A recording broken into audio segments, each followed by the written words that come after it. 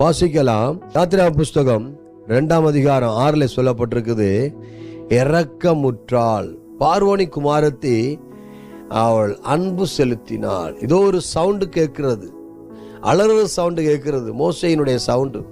3 மாசம் வரதான் அவனுடைய தாய் அவனை ஒளித்து வைக்க முடிந்தது. அதற்கு அடுத்தது ஒளித்து வைக்க முடியவில்லை.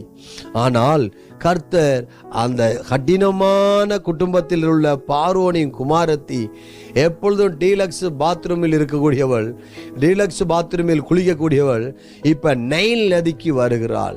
நைல் நதிக்கு வந்து ஒரு சத்தத்தை கேட்டு அவனை பார்த்து கனிவுற்றாள், அல்லது இரக்கமுற்றாள், அல்லது ஸ்தோத்திரம், அவள் அன்பை வெளிப்படுத்தினார்.